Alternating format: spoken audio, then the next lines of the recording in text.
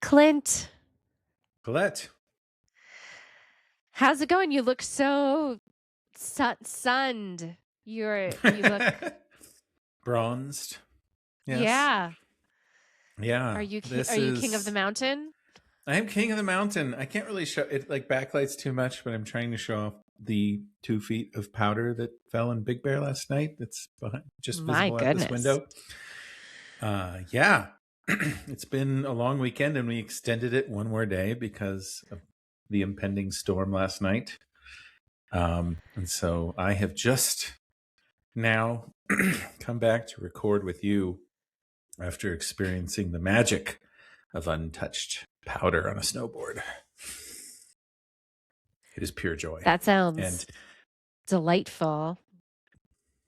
It is. And I've also, the previous 3 days, I've been out skiing with the family for the weekend.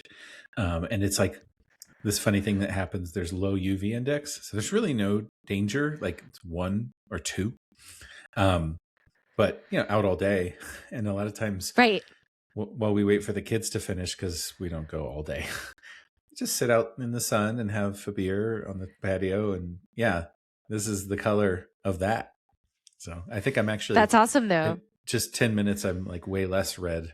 I got in the car this morning after the powder. I was like, oh my God, because I was also cold. It was like 22 Fahrenheit out there. And they were blowing snow. Like they were blowing new snow, even though that we got 2 feet. I think they wanted even more. So it was a crazy, crazy morning. Wow. There were maintenance challenges on the lifts. I was going to say, how does the resort, how do they handle all the powder happening all at once? Was it pretty efficient? It's kind of great to watch. They definitely have systems. And I got there very early with my son, who's obsessed with skiing, and is off of school today because this is his emergency powder day. He gets 1 as long as his grades are all A's. Are okay. Yeah, grades are good. So we got there very early and watched them deal and dig out and get the lifts going. We got there at like 7 and they didn't open until 9. So it was pretty interesting to see. There's like a guy who's the safety sign guy, and there's like one guy who goes around setting up all of the ropes, and there's one person who like coordinates all the snowcats. You could see that they were doing that.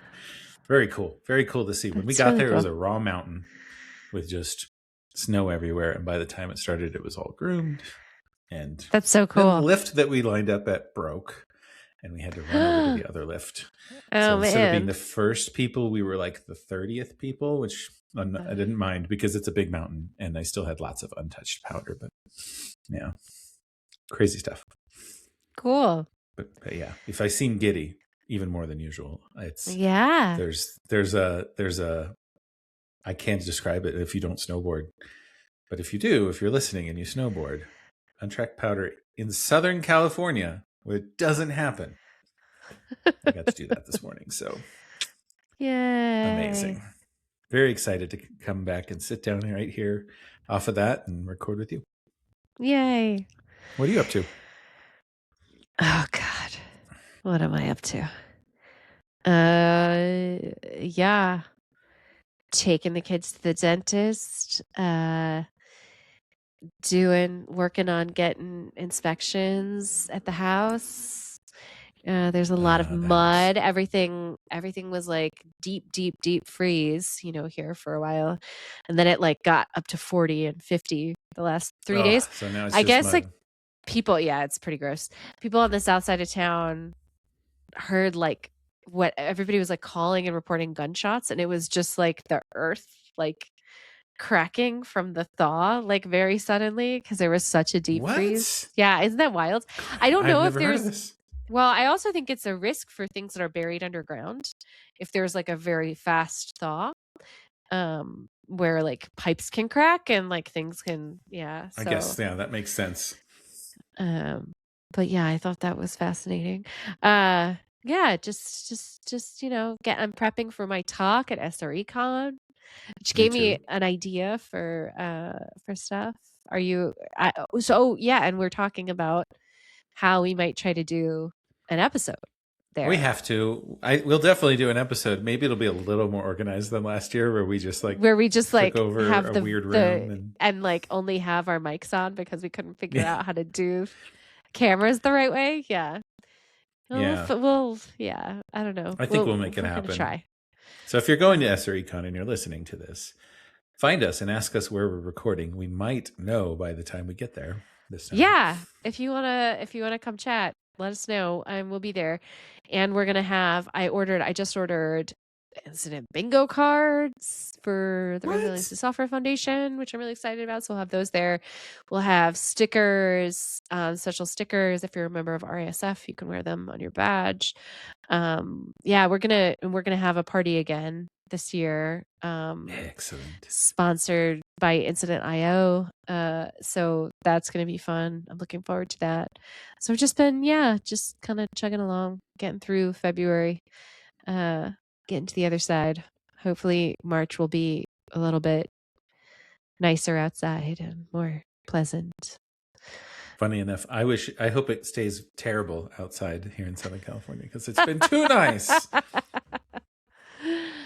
Well, 2 feet of snow, by the way, quadrupled the amount of snow that Big Bear has received this year. So it's just been the worst winter ever. So it's been nice to be here for some snow. That's good. That's good. Yeah, I want to say the Upper Peninsula of Michigan, they have like a snow measuring thing. I think that I have to look it up, but every year they just take pictures of this, like, it's like at a specific spot in the highway going up past Calumet. I want to say they must have at least 15 feet, 20 feet of snow already. Crazy. Insane. Is it all piled up? Yeah, they just like pile. They like have Those like piles are crazy. Yeah. Yeah, and in the UP, everybody gets around in the winter on snowmobiles. They don't drive their cars anywhere. They just take snowmobiles everywhere. So it's pretty wild. That sounds fun. Yeah. Cool. Well, we are really lucky today.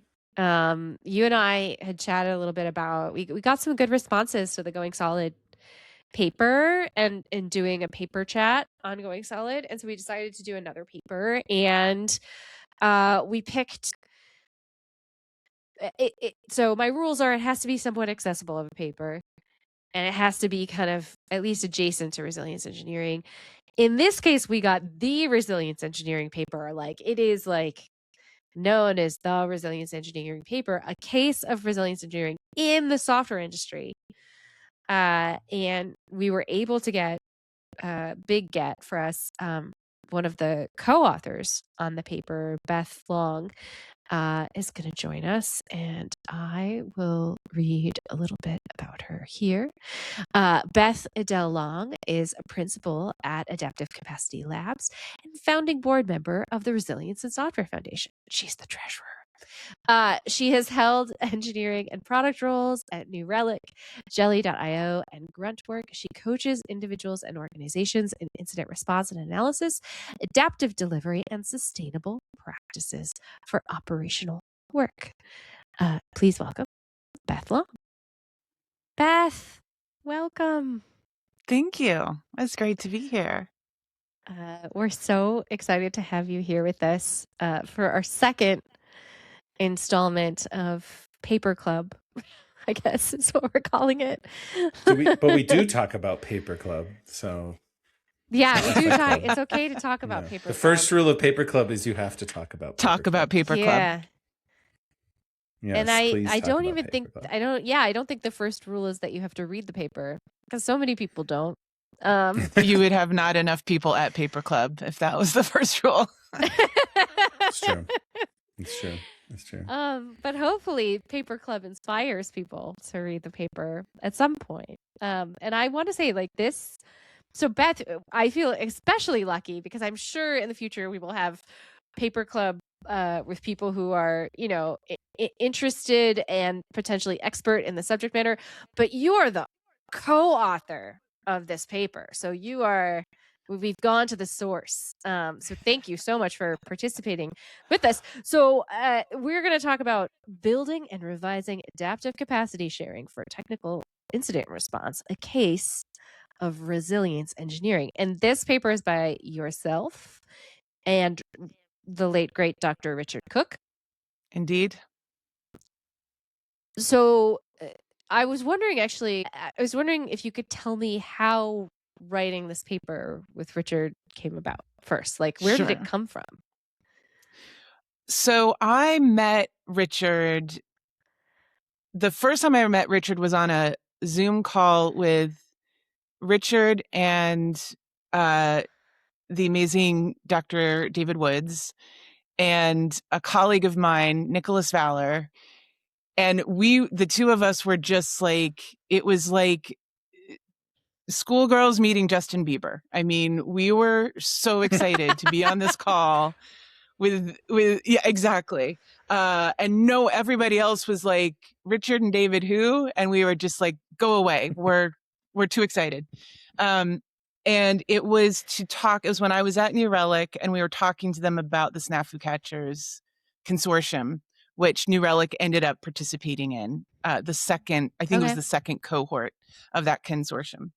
And so Richard and John and Laura McGuire and other people came to New Relic and worked with us over the course of that second cycle of Snafu Catchers.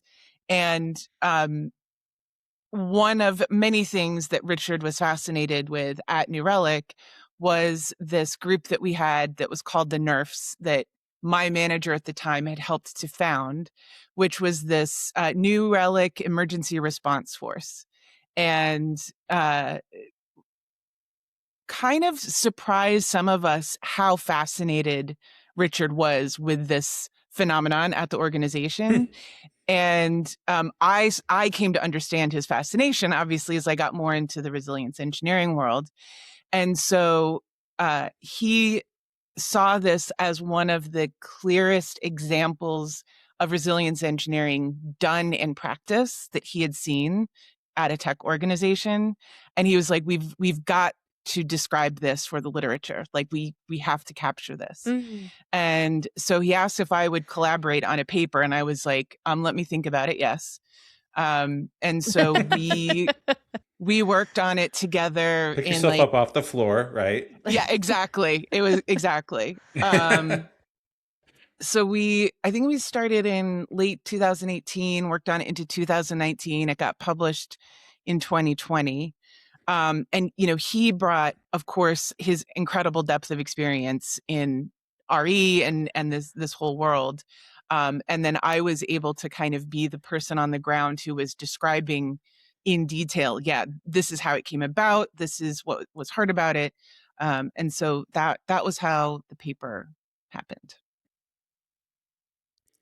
That's so awesome.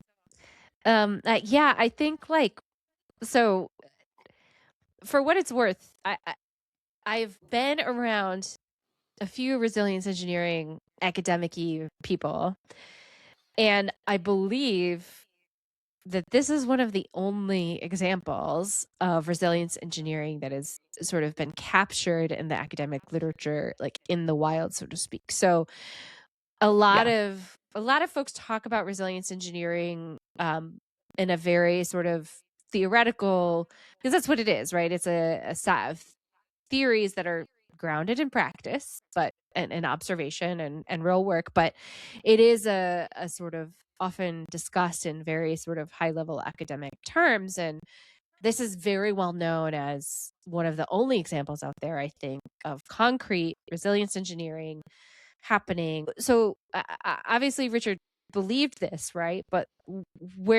how did you come to believe it or come to understand it as resilience engineering? Like, what was that realization process like for you? I remember Richard at the whiteboard at New Relic actually describing to some of us the example of bone, like resilience engineering in medicine, through understanding, okay, if you break a leg and you set the leg with a cast, you're supporting the body's natural ability to heal, which is a form of adaptation. But he described true resilience engineering as ways that they've found to actively accelerate or decelerate the action of building and breaking down bone, where you're actually going in and you have osteopaths and osteoblasts, and they're constantly eroding the bone and then rebuilding it anew. And if you can go in and tinker with that process that's already happening and turn it to your advantage, you can support healing much more in a much faster and more comprehensive way. And so he was describing this to us, and then drawing analogies to this emergency response force, which I can describe that a bit more in a minute. Yeah. But the process of people coming in to support incident response was happening organically in the organization. Someone saw that and said, "Oh, this is great, and it's going to go. It's very vulnerable. It's going to go away. This adaptation is going to erode if we don't actively support it." And so all of these Yes. activities arose to support this thing that was already happening, but now it was, okay, we're noticing it, we're studying what makes this work and what makes it vulnerable, and we're going to try to increase the things that work well and mitigate the things that would erode this process. And that was what Yeah. he described as the engineering of the resilience. And one thing that was Got really it. important for us to understand is, he said, no one at New Relic has heard of resilience engineering before we came in the building. No one Right. here is thinking, how can we engineer resilience? We need an engineering resilience, a resilience engineering program. That was not what happened. It was this natural process that emerged from people recognizing something that was supporting the organization's ability to adapt and deliberately cultivating that. That's so cool. Yeah, Clint, I do you like have that. any? Well, I like that. One weird, I have to get this out of my brain because it's a weird thing. My first IT job was at a company that made bone growth stimulators. So No way. it's weird. They were called Orthologic. Yeah, they made these interesting things that would help your bones heal faster. So weird connection. No, but the idea that supporting something that happens naturally, and that's a great model. I've heard the bone model for resilience in engineering before, and I think it helps.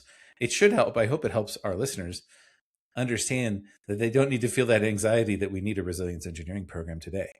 Yeah. That the idea is, the reason a lot of what we talk about is just observations of things that already happen, and some of those things that need some support. That is what resilience engineering is. But that also is why it's so hard to talk about, and why this paper is so helpful, because not everybody has the same context that would support the NERFs. By the way, great name. Incredible name. It is the best name. Was it New Relic Emergency Response Force? Was it Force? Nailed it. That is amazing. But that doesn't, that environment, and then I love that you describe it in the paper, like a certain set of factors, like the tempo of the incidents, the length of them, the severity.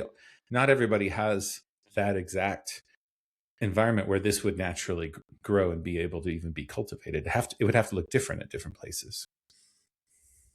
Absolutely. Yeah. And rereading the paper to prepare for this call, it was really interesting because, I've been working with organizations over the last 3 years who are trying to improve their learning from incidents and kind of asking a lot of the questions that are raised in this paper. And it got me thinking about a lot of the assumptions that we tend to have around what the landscape should look like for incidents. For example, well, we have too many incidents. Well, actually, in the paper, what we talk about is, if you don't have enough incidents, you actually don't have the conditions that you need to cultivate the level of expertise that you can then draw on. So not having any incidents then can become a liability in one sense. Yeah. It's like a muscle that you're not exercising enough, right? Right. It's like for it to stay healthy and strong. And I think like eh, what is really interesting, right? There is always this part of my brain that I try to activate when I'm reading papers like this, which is the like sort of like, well, duh. Like some very like skeptical person at like your average like high scale, high velocity tech. I could see somebody reading this and going, well, duh, they have like incident responders. Like, so fucking what, you know?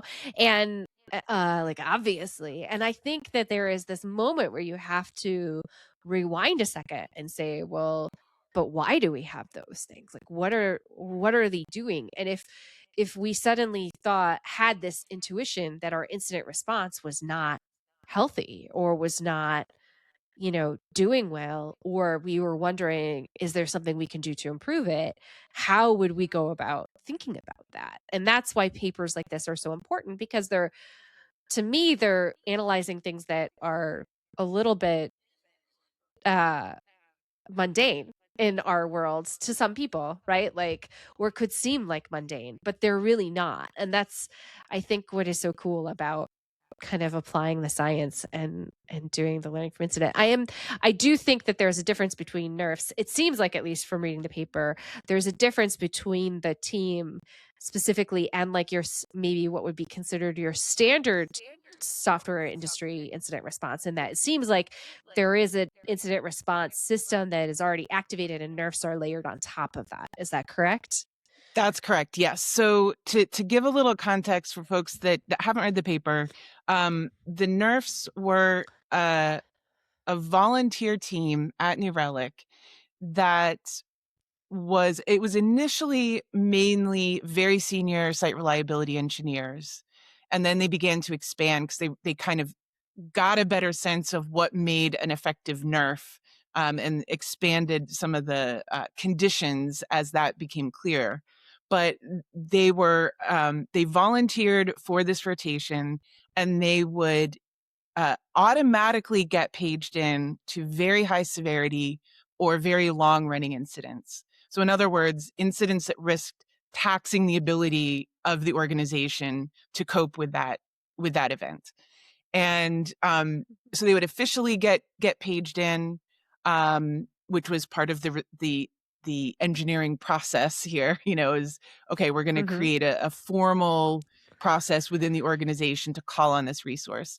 And then they would also sometimes just get pulled in informally if someone was like panicking and they're like, I need a nerf. They now knew, here's the set of people that I can call on. And they would come in to support, really, and this really connects to what we talk about in resilience engineering a lot. They often had a lot of technical expertise, but that was rarely what they were leveraging as a NERF. What they were leveraging was, I can keep my cool, I know who to call, I know how to get everyone to stop and think, and they were basically a stabilizing influence on a very chaotic situation. And they typically had a lot of context across the organization, so they could often make connections that maybe people were missing. But they were just really valuable in the actual unfolding of the incident when things were really hairy, and also letting people feel like, all right, things are okay. Nicholas Valor talked about his NPR voice, or BBC voice if you're in the UK. Like, his wife always knew when he was nerfing an incident, because he just got really calm, And so this rotation of people would be available for these really intense events, and they were extending the adaptive capacity, the ability of the people who were responding to the incident to adapt to something that was obviously very surprising, or it wouldn't be a big deal. It wouldn't be, dragging on for 5 hours in the middle of the night. So with this incident response, presumably it could be like a team or multiple teams that are already responding. Did you have like a traditional incident command, like what we would think of as like a traditional incident command structure going on as well? Or was it more an ad hoc group of people kind of trying to get It through it? was actually a really great structure. I don't know what it looks like today at the company, but at the time, we had built out an incident response process that was actually modeled after firefighting, because we had a great Okay. network engineer who had been a firefighter and who brought in some of those principles, but they were very Cool. adapted Interesting. very effectively. Yeah, it was very cool. And it was we had an official incident commander role was the name of it, but it was really more of a facilitator. It was someone whose job Yeah. was to take the coordinative tasks off the plate of the people who were heads down Yeah. figuring out the nuts and bolts of things. And so you would if you were if you got an alert and you realized you needed to open an incident, first of all, anyone at the organization could kick off an incident. It was very easy to open an incident, and you always started as the incident commander. And if you knew that you needed to really focus on the technical bits, your first job was to find someone to take over coordination for you. So it could be your manager, it could be a teammate. If it was the middle of the night and things were really on fire, it could be a nerf. You could immediately ask for their Okay. support. So you had someone who was focused on the debugging, someone who was focused on the coordination and managing, communication and so on and so forth. And then you had similarly a I formal have a role in the question about customer this. support. Yeah, jump in. That's interesting. Been in similar incident command structures where we want people to do that. I've not seen a lot of success in getting people to consistently like take that deep breath on their own and go, oh, I should get help. Like it's actually one of the hardest things. And actually, once they do it, the 100%. machinery takes over that you've built, and you have a lot more people who are not panicking and Yep. actually benefit from not having the context of the incident. And that's what you want. But that moment is really hard. I wonder, like, do you remember like how they got people to do that, or was it always a struggle to get them to sort of go like that one, like reach outside and say, yeah, this is bad, I need help? Like, did they do that a I lot? I still remember multiple specific incidents where people were like, we had a good culture of being very supportive during retros, but I remember people being like, why didn't this person ask for help sooner? Like and we all knew why, but there was frustration. It's 3 a.m. and it's like, you don't want to look dumb. You don't want to wake people up. There's so many factors that lead to that. So that it was an issue, but I was at the time on the team that owned the tooling and the process, the reliability engineering team. And so one thing we did was we created a one pager that was like, you're in an incident, what do you do? And it was the don't panic document, right? It had the little graphic from Mhm. Hitchhiker's Guide to the Galaxy, and Yeah. we tried to make it, there was a level of like user interface design. It was like, what's going to break through to someone who's in a panic? They haven't responded to a bunch of incidents, so they don't have that awareness that you just talked about, that no, really, it's going to be better if I get someone else in. And we tried to make it as easy as possible to feel like it was inexpensive to get help on their part, on the organization's part. It's very obvious how. And so that did help a little bit, because initially there was this huge, very complete document that guided people through the process, and it was overwhelming. And I was like, this needs to be designed by someone who's responded to incidents. Like, you need to have maximum adrenaline and still be able to make sense of this. Yeah. Not Brother Maynard, read from the Book of Incidents, chapter 17, Exactly. verse 4. Thou shalt call for help when thy panic has risen. Yeah, no, because that's what they feel like a lot of times. I've seen these Yeah. multi-page ones, and you do need, like, right at the top, just like, get help, get help, get help, get help, get help. It's really Yep. hard. Yeah, we had Yep. the same challenge at Spotify. We had a very similar group called IMOC. Right. That worked. It was incident manager on call, but we really weren't incident managers. We were more like Well, Nerf. The and same that's kind of my qualities. question, right? Is like, when a nerf got called in, did they like take over that role of incident command always, or was it like Yes. a secondary adaptation of like I can fill in for incident command, or if I see that incident command is taken, I might be being paged to be an expert in something else, right? This is such a great question. Okay. So if a nerf got paged in, so they would automatically, like if the incident had been open for, I don't remember now the exact time span, but I think it was 3 hours. When you hit the 3-hour mark, the nerf got paged. And so that was partly a response to what you described, Clint, that if you've been flailing for 3 hours, we're just going to bring someone in and they're going to be like, hello, thank you for all the great work you're doing. I'm here to Need help anything? you. Command. Yeah. And I'm, and I'm not here to get in the way. I'm here to be your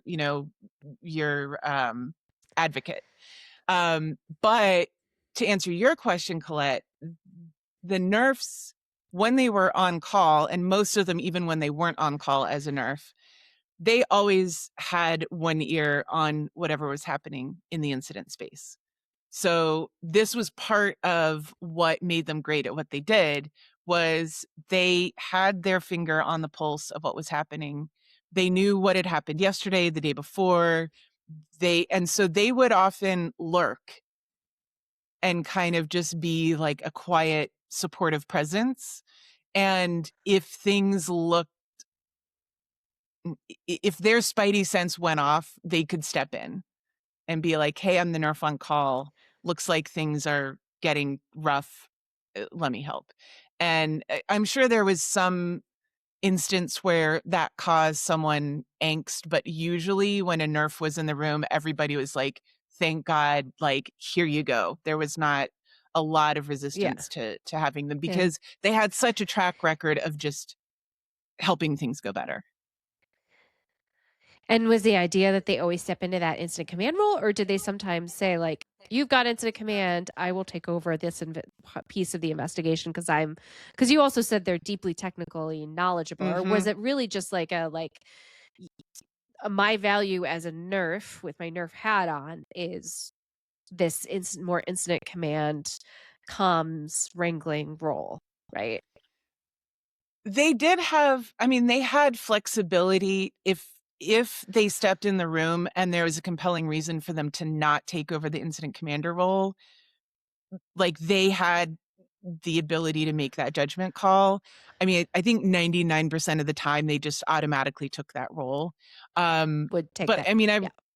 I remember like some of the most technical nerfs, they have told me like,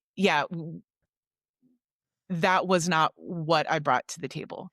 It was just like, have you thought about this? Have you called this person? It was a lot of rubber ducking. It was like, okay, what have you tried? Well, we tried this, and Like, my gosh, we didn't try that. Yeah. That who you're talking, the rubber duck is an interesting concept here, actually. Not to divert too much from it, but that is like I've been in the same role, and like a rubber duck has zero context, right? So when you explain it to them, you have to say all of it. It can also be valuable to have somebody that is maybe a little more broadly aware in the org. So they may not be aware of your specific thing, but when you start to explain it to them, you're like, your body's like, wait, they know more about this. I need to say more about this. And that is also helpful, right? If you're talking to a nerf who just happens to be a database expert and you're having a thing you don't think is a database problem, but then you go, wait a minute, I'm just going to tell them. And then that it's not that the deeply technical person solves the problem. It's that they're just providing another brain that can help them process, and they're calm.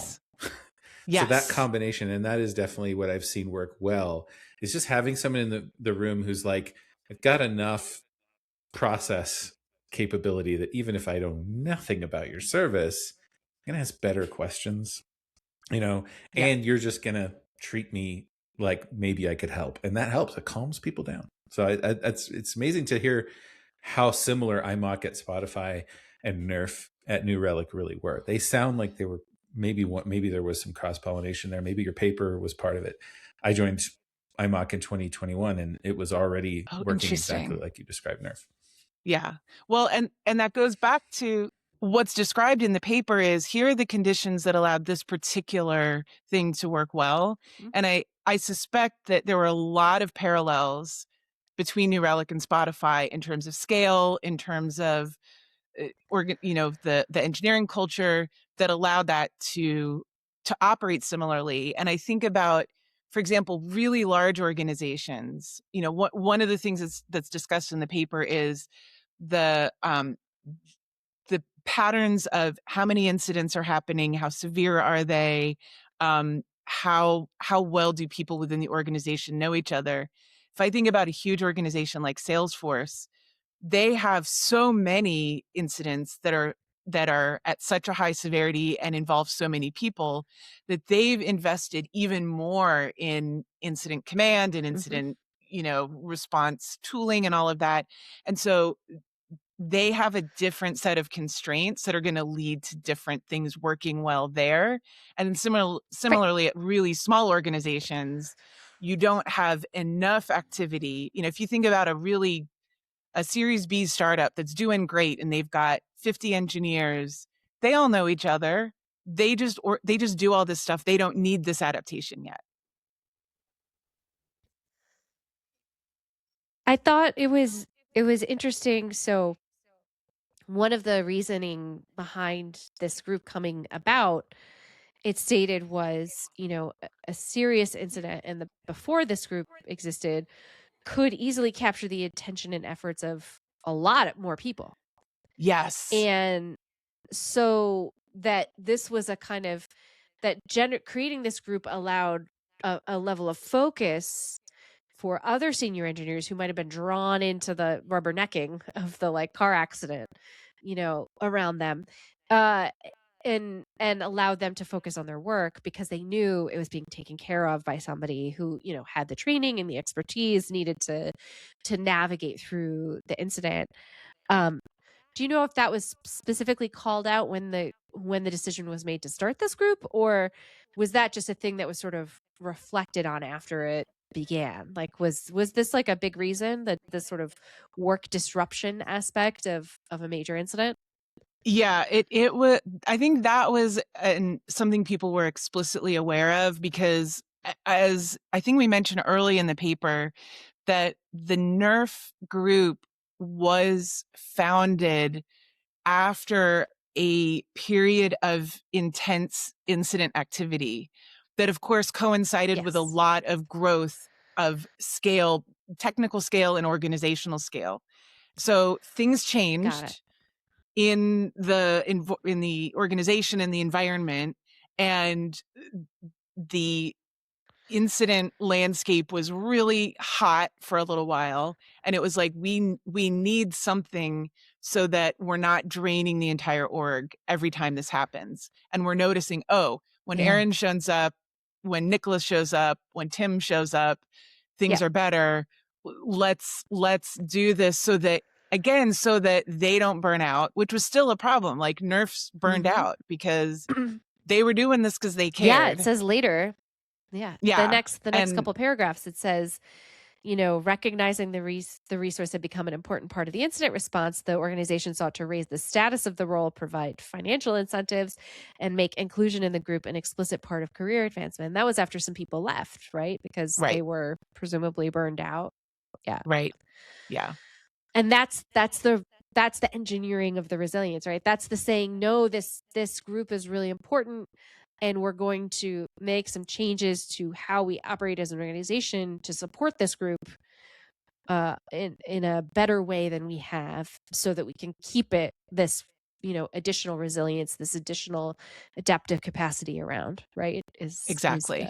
the thing. The same thing happened at Spotify, by the way, and it wasn't done because people were burning out and quitting the group. Just naturally, people were exiting the company, in their natural cycles, and Hmm. they were having recruitment problems because the original core of that group was actually formed out of what we called the OGs. They were like the people Yes. who took them from monolith to microservice, and so Yeah. they had the connections just in their heads, and they were also good at this. And as they started to cycle out, getting other people to join, it was harder to find them. So somebody figured out, let's put this in the career path as a like, if you're part of this, you're a shoo-in for staff engineer. You're a shoo-in for senior staff or whatever. And it was like kind of like, if you're not going to do that, it's harder to become those now. And now it became there's a line at the door. I want to be part of this. And they could then just pick the people who were like the best for it. I'm so excited to hear you describe that, because I think across the industry in general, we still don't value and appreciate this operational skill. Like it still doesn't get the cachet that it should. And what I saw with the nerfs was New Relic had a really great culture of encouraging people to rotate throughout the company. So a lot of the best nerfs were people who had started in alerts, and then they'd gone over to SRE, and then they'd gone, and so they had this wide variety of experience, which we all know is crucial to developing expertise. Is not just like how long have you been doing the thing, but how many angles have you seen it from? And similarly, people started to figure out, if I'm a nerf, I'm going to know all the things that actually matter. Like, it's actually going to be an incredible training ground.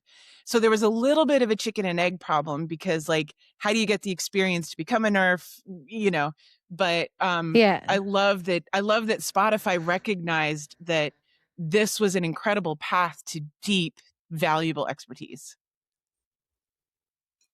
Yeah, there's always a push for cross company. Like, eventually you can't really get promoted beyond a certain level at any company if you're not extending beyond your own group, right? That's because that's what you need at the leadership levels.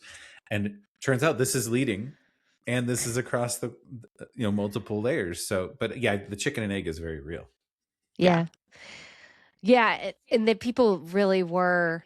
I just remember the respect, where it was like, if you got asked to consider being on iMac, then that was like a sign that you were deeply well respected and part of a club that kind of knew what was up in terms of like handling really hard, gnarly problems, Yeah. They invited me, and I was like, cool, sure, whatever, I'll do it. And then I got in the room and like, these are rock stars in here. Yeah, these are like people who've been in the company for 15 years. You sure you meant this Clint Byram? Like, it's true though. But that was new in that group, though. That wasn't always the case. It was that was the case because of those OGs.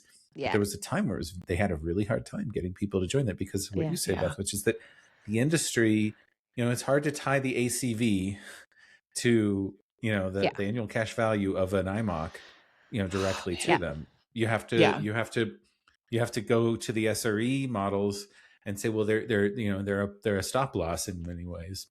They're not making new, but they're if you don't have it, you won't be able to get new value. So it is a hard thing to do, but this is resilience engineering too, like figuring out how to get people to build new skills.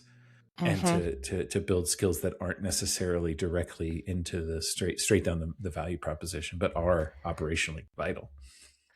I mean, what struck me as funny is what you're talking about, Clint, and what you've mentioned, Beth, is the actual engineering of resilience here is a management work, 100%. Decision making, not necessarily work, but it is the choice to say, this is an investment in our resilience and our product and our culture and how we operate as a company. And we are going to do it this way because this is the way that will help us, tackle these problems down the road. That's a management call. That's not an IC. You're not hiring IC resilience engineers. Your managers are your resilience engineers. How did that play out? Like, did you see that decision making and that value proposition happening in the management layer at the company at the time? Yeah, this is a great observation, because I was having the same thought. Is like, so often we get fixated on engineering as like writing code, and this form of engineering is happening at the human layer. At New Relic, I think the management culture that was there, certainly at that time, hugely contributed to how successful this was. because there was hierarchy, of course, but it was relatively flat, and management was seen as an important activity that supported the organization's overall activities. It wasn't so much bureaucratic as like, how can we be force multipliers for the organization? And a lot of the managers had been engineers, and so there was kind of speaking the same language there. Yeah. So I think the management culture and the awareness that, like, we had an organizational architect at that time whose job was to do team health assessments and to understand, what is supporting teams and what is getting in their ways. And so there was explicit investment in engineering the organization and architecting the organization. And I think some of that, due to, financial and production pressures, got eroded over time. And what was interesting was that, at least when I left New Relic, the NERF program was one of the few things that withstood that erosion because its value was so recognized. Apparent. Yeah. It was so visible that a lot of these other things are the causal chain is very hard to see, Yes. if you're not attuned to it. Whereas with the nerfs, it was just like, yeah, we need these people. Yeah. Sounds like agile coaching, man. Sorry. Yeah, very similar. No, it's true. I'm the weird It is engineer true. who misses the agile processes because I saw them as a way to help, just like Nerf helps people sort of let go of those administrative tasks and let go of certain things. Like it also helps the other Nerfs. Agile helps people let go of what's going to happen next. You just have a process for that. Things come in and out of it, and you don't need to worry too much about it. And when people do worry too much about it, it seems to be a burden. But the reality is, without it, you do it badly. You do. Like, it still hell happens. And the same nerfs were happening. And, exactly, people manage incidents however they can. And they don't know, they don't have like these quick, like in a crisis moment, check downs to take care of the incident and make the result better. And it's the same. We do erode these management layers. You hear Amazon talking about like, well, these layoffs were just us like reducing the layers. And maybe it is. We're not inside. I don't know why they laid off those people, but I suspect that there were a lot of people who were doing a lot of invisible work to make a lot of work happen smoothly and go forward. And a lot of people grow, and a lot of things that are helping the company that are just, that visibility isn't there. I think the visibility of this is rare. Yeah. And this connects back to what you were talking about earlier, Clint, with like ACV and, what's the dollar value, who's a cost center and who's actually quote unquote generating value.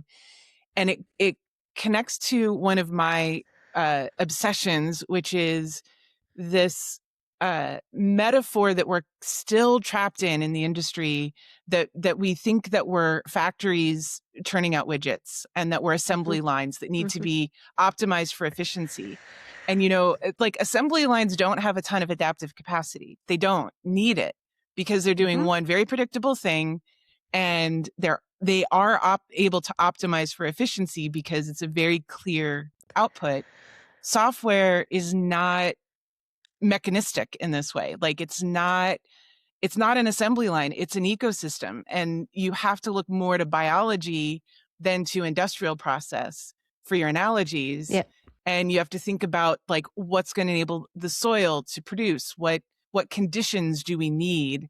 And functions like SRE and operations are enabling the soil to produce, but we act as if they're somehow being inefficient because they're doing all of these things that allow us to function as a business.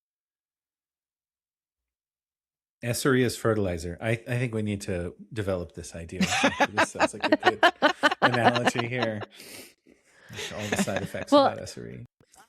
I think about, the Claude Code and all of the LLM magic happening right now. And how I remember somebody writing on LinkedIn, like, oh man, I was really hoping that with the advent of LLM generated code, that the industry would finally collectively arrive at the realization that many of us made 10, 15 years ago, which is that code is code is not like the hard part. Like writing, like Yes. generating code is not the hard part of our work. And what's so fascinating is like I don't know that people have quite gotten there yet, where it's like, oh no, like yeah, now making code is like super easy, and anybody can do it, or like I can generate 50 times more than I would otherwise. It's like, okay, now what problems do you have? Because like you're gonna have problems. So what are they? Let's talk about it.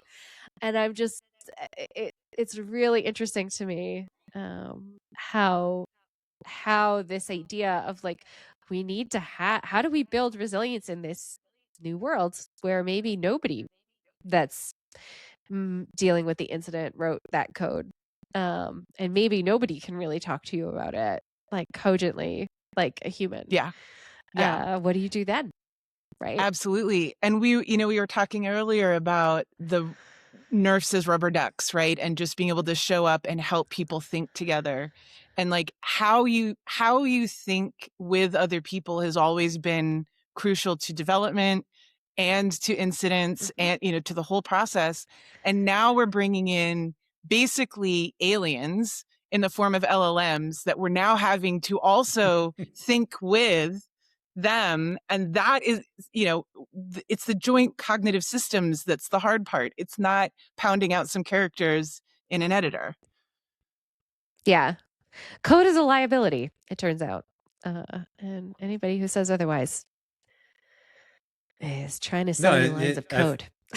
I've managed to convince at least a few executives that if we just posted our code on our website, open sourced it, said, here it is, like you can have it. One, our competitors would have maybe the hardest time of their life ever getting it running. That is hard for them to run it. But then like they would look at it and they would be like, oh, I have no idea what this does. Like, I know what their product does, but this code is such a mess. And even if it was the cleanest code in the world, then we wouldn't have a product because we would have wasted our time cleaning it up. Like that code is just a byproduct and a necessity of software. It is not the software. The software is the actual operational thing that happens, whether you're shipping it to people and they run it or whether you're running it for them as a SaaS. The thing that matters is that people can run it and use it and get value out of it. And getting people aligned on what it's supposed to do. Like who among us hasn't met a senior engineer? You're like, you should probably be like a staff engineer. You're really smart. And they're like, I don't want to get involved with all that alignment, communicating, coordinating people. I like this part where I just make widgets. It's like, yeah, that's why that's the next level up, because that's the actual thing that's hard. It's a different job. Yeah. It is a very different job. All right. Can we talk about graceful extensibility for a second? Because there's a section at the end of the paper that goes into it. There is. And you are, Beth Long, you are, to my mind, the expert outside of Dave Woods' brain. You are the expert in graceful extensibility in my world. And so there's a little section towards the end of the paper. It's called Discussion. And it starts off with Woods' theory of graceful extensibility predicts that resilience will appear as individual units of adaptive behavior, exhaust their own adaptive capacity, and obtain additional capacity from other units in their network. Resilience is not fortitude, but the moment-by-moment sharing of adaptive capacity within a network of units of adaptive behavior. Shows this schematically. And they have like a little figure that looks like weirdly like teeth and gums to me. I don't know like why, like maybe it's because my daughter recently went to the dentist and one of her teeth is falling out. There's like a weird, I now have an x-ray of like 2 adult teeth coming up and anyways, whatever. Speaking of the graceful extensibility bone, or the resilience of bone. I know. I think that was actually an adaptation of the bone diagram. Yeah.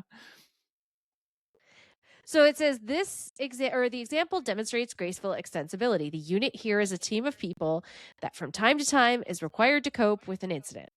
When an incident threatens to exhaust that group's capacity, it can obtain support from those in surrounding units. So this idea of the nerfs coming in and helping is an example of graceful extensibility. That's my summary of that. But like, can you talk more about like how that plays in with this and like what the heck graceful extensibility is? Oh, the easy questions. Is it like adaptive capacity as more of a verb? Like I'm trying to like understand how graceful extensibility fits in conceptually with all of this other stuff that we've gone through already.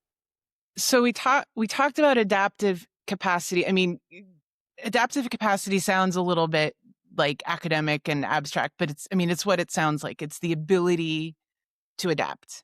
And so you need to be able to adapt if you're in a highly variable environment. You don't need that as much if you're in a very stable, controlled environment that doesn't have a lot of change. Hence, software, you need a lot of adaptive capacity because everything's changing constantly. I love the sentence that you highlighted. Resilience is not fortitude. First of all, it can be hard to remember who wrote what when you partner on a paper, but that is definitely Richard. Yes. That has Richard's fingerprints Richard. all over it. Yeah. And he wrote that because of the ways that we sort of simplify resilience down to robustness. Like resilience is the ability to take all the hits and still be left standing, still get up. And like robustness and fortitude do matter, but we're talking here about this ability to not just adapt as an individual, but I would maybe phrase graceful extensibility as not just the verb of adaptive capacity, like not just doing it over time, but doing it as part of a messy organization that has inconsistent, uneven distribution of resources, inconsistent distribution of the ability to adapt.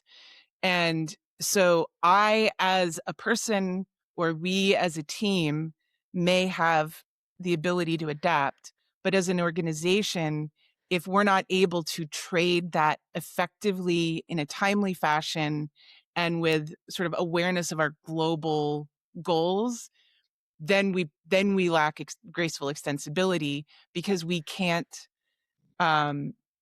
extend our normal abilities when the organization as a whole is under pressure. I'm going to pause and like, how does that land for the two of you? Because I'm ad-libbing this a little bit. For me, I guess I'm still trying to hair split on like, how is that not also adaptive capacity? Or is well, let me see if I can answer, and then I'll see if I understand, Beth. Because what I'm hearing, and I think this is what I took away from it, is about adaptive capacity. We can take this back to the last paper we talked about, right? With the boundary model, right? It's kind of a general, like, your ability to stay away from the line is your adaptive capacity. You need enough to stay away from it. But graceful extensibility is the emergent behaviors that come out as you keep things away from line, as something else puts pressure on your operating point to move you to a disaster. Things emerge. You have a nerf that shows up and that's an emergent behavior. You have a database expert who happens to be on the call and is like, I have seen this before. That's where, like, you don't know where that adaptation is going to come from, but there is this graceful extending of the organization as they get challenged more and more. So they're not necessarily a different thing. Like, if you have graceful extensibility, that improves your adaptive capacity. But you could have adaptive capacity in a very I have a lot of computers and that gives me some time to adapt. But how you do what you do in that time while you're adapting, while you're approaching the line, is your graceful extensibility. That's how I took away from it. I like that, and I'm thinking I like your question, Colette, because one of the things that makes me shiver when you say, "Oh, you're the expert on graceful extensibility," is it's like I agree with you that there's it's not a simple matter to distinguish between. I think it's fairly simple to distinguish between rebound and robustness. If we're thinking of Wood's, 4 senses of resilience, you've got resilience as robustness, as rebound, as adaptive capacity, and as graceful extensibility. Those last two can be a lot harder to distinguish in a practical way. But I think there's can I correct you? It's rebound, interject. robustness, graceful extensibility, and sustained adaptability. Is that meant to be adaptive capacity? Yeah. No, thank you. That is correct. And let me pause. I need the CPU needs a moment. Because I feel like, okay, so rebound, it says rebounds from disrupting or traumatic events and returns to previous or normal activities. Robustness is able to manage increasing complexity, stressors, and challenge. That's like, we're deployed in multiple AZs and we can fail over. That's robustness. That's easy for me. Graceful extensibility extends performance or brings extra adaptive capacity to bear. So adaptive capacity is the noun in the bringing of the thing when surprise events challenge its boundaries. So these are things that are you can't anticipate. So we're in that kind of world, right, of resilience, essentially. And then it says sustained adaptability is able to adapt to future surprises as conditions continue to evolve. So maybe that's like we're stretched beyond the beyond, unexpected things happening over and over again for multiple months, kind of. And we have this ability to have that adaptive capacity to have graceful extensibility over a large amount of time, is what I understand from those definitions. Is that? Yeah. And back true? To what Clint was saying. So we've got graceful extensibility is like what's described in this paper is adaptive capacity of one unit is getting exhausted. How do we borrow? How do we gracefully extend by borrowing where we need in a way that doesn't threaten the organization? Like you can't borrow from someone else who's already bankrupt. So you have to know, how do I borrow without bankrupting, without then just triggering a cascading failure across the organization. And sustained adaptability. Why some of this was about. Go ahead. Oh, sorry. No, go ahead. No, I was going to say that brings in that whole moment of, we did this because we don't want everybody rubbernecking at the major incident. Like we need to protect the rest of the organization, right? While lending what's needed. And at the same time, like one of the things that's discussed is this was second job. Like this wasn't, you are a nerf and that is your job. You are still over here doing stuff. And then your home unit, team, whatever, is loaning you when needed. But now we also have to protect your home unit and make sure that we're not exhausting you as an individual and that unit. And so there's this trade of capacity that's happening, that's being managed so that it doesn't threaten the organization. And then sustained adaptability is having the ability to do this over time and not constantly. Constantly, right. And do it in a way that is that is without viable, burning people out, without 24/7 pandemic, basically exhaustion, resources. Makes sense to me. But it almost sounds like we should have an entire episode just to talk about examples I of agree. graceful I just, extensibility. it was mentioned in the paper, so I thought I would take It my is. shot. Clint, do you have any other things? Because I just went through everything. All my underlines have now been checked off. We covered the weird diagram that I think just The want to tooth make guy sure thing? we've just for our dear readers that they understand that is an example of how bone adapts, right? That's what we're looking at pictures of that, and it's sort of relating it to the fact that software organizations have similar challenges where there's like a small challenge can be handled by that one bone cell. The local challenge still stresses it, but then there's this larger challenge that requires the bone to adapt in a different way. And so that makes sense to me. And it kind of ties back to what we just talked about, which is, could you keep doing that over and over and over again? That would be your sustained capacity. So today I learned. It's all making sense now. I wouldn't say it is all making sense for me. Wow. It's making more sense. Is there anything that you really love in this paper that we haven't covered yet, Beth? Like anything that really stands out as something we should talk about?